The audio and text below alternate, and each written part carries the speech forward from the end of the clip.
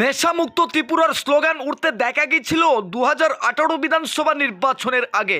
রাজ্যের বর্তমান শাসক দলের হেভিওয়েট নেতৃত্বরা 2018 বিধানসভা নির্বাচনের আগে বিভিন্ন জনসভায় বক্তব্যে বারবার তুলে ধরেছিলেন যে এই রাজ্যটাকে মানিক সরকারের শাসনে রীতিমতো গাজার বাগানে পরিণত হয়েছে গোটা রাজ্য।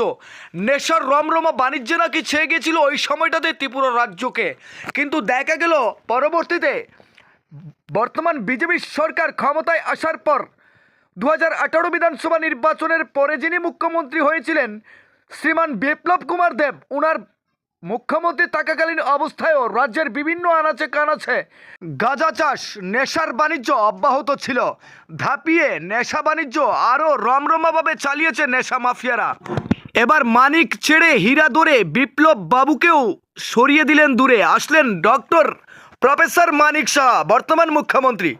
উনি মুখ্যমন্ত্রী থাকাকালীন অবস্থায় বর্তমানেও নেশার রমরমা বাণিজ্য গোটা রাজ্যব্যাপী ধাপিয়ে করছেন নেশা মাফিয়ারা। এটা শুধু মুখের কথা নয়, এটা বাস্তবিক অর্থেও তার সত্যতা প্রমাণ পাওয়া গেছে বিভিন্ন পুলিশ এবং বিএসএফের যৌথ অভিযান থেকে। একের পর এক নেশাদ্রব্য উদ্ধার, লক্ষ লক্ষ নয় বরং কোটি কোটি টাকার ড্রাগস উদ্ধার হচ্ছে প্রতিনিয়ত চুরাইবাড়ি থেকে উদয়পুর, সাবরুম, বিলোনিয়া, আগরতলা, কৈলাসহর, ধর্মনগর সর্বত্রই নেশার রমরমা বাণিজ্যে ছুঁয়ে গেছে গোটা রাজ্য। এটা বলার অপেক্ষা রাখে না। ত্রিপুরা যে নেশা মুক্ত হওয়ার কথা ছিল বিধানসভা নির্বাচনের আগে, তা শুধু বক্তব্যের বেলায় বাস্তবিক অর্থে কাজ করা। বর্তমানেও নেশার রমরমা বাণিজ্যে যুব সমাজ ধ্বংসের পথে। আজ প্রায় 18 থেকে 27, 28, 32 বছরের যুবক অকালে প্রাণ হারাচ্ছে শুধু এই নেশায় যুক্ত হয়ে। এবার গাঁজা নয় বরং ইয়াবা, হিরোইন বা বিভিন্ন করেক্স, টসেক্স এ ধরনের বিভিন্ন দামি নেশাগুলো আজকে অবাধে বিক্রি হচ্ছে শহর থেকে গ্রাম সর্বত্র। অকালে প্রাণ হারাচ্ছেন যুব সমাজ, অকালে অনেক সন্তান হারাচ্ছে তার বাবা, অনেক মহিলাকে হারাতে হচ্ছে তার স্বামী, অনেক মাকে হারাতে হচ্ছে তার বুকের একমাত্র সন্তান।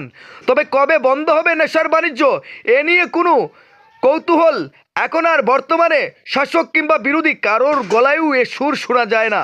আবারও গোপন খবরের ভিত্তিতে 150 নং ব্যাটালিয়ন বিএসএফ এবং কলমচোড়া থানা পুলিশের যৌথ অভিযানে রহিমপুর কাটামুড়ার বিওপির এলাকার গভীর জঙ্গল থেকে 60 কেজি শুকনো গাঁজা উদ্ধার করে। ঘটনার বিবরণে জানা যায় 150 নং ব্যাটালিয়ন বিএসএফের কাছে গোপন খবর ছিল যে গাঁজা কারবারিরা গাঁজা প্যাকিং করে গাঁজাগুলোকে জঙ্গলে রেখে দিয়েছে বাংলাদেশে পাচারের জন্য। গোপন খবরের ভিত্তিতেই বিএসএফ পুলিশকে নিয়ে অপারেশনে নামেন এবং গাঁজাগুলো উদ্ধার করতে সক্ষম হয়ে যার আনুমানিক বাজার মূল্য প্রায় 3 লক্ষ টাকা। তবে বিভিন্ন সীমান্ত দিয়ে চিনি, কাপড়, ভাজি, পটকা, গরু পাচারের সময় বিএসএফের কড়া নজরদারি থাকার কারণে কিছুই পাচার করতে পারছে না পাচারকারীরা। প্রতিনিয়ত আটক করে যাচ্ছে বিএসএফ জওয়ানরা। তবে বর্তমান সময়ে যেভাবে চিনি ভারত থেকে বাংলাদেশে যাচ্ছে, তবে খুব তাড়াতাড়ি আমাদের দেশেও বাংলাদেশের মতো 120 টাকা চিনির কেজি খেতে হবে বলে অনেকের অভিমত। বর্তমানেও বাজারে চিনির অনেকটা ঘাটতি রয়েছে শুধু বাংলাদেশে পাচার করার কারণে। বক্সনগর থেকে জুয়েল রানার প্রতিবেদন, লাল শক্তি নিউজ।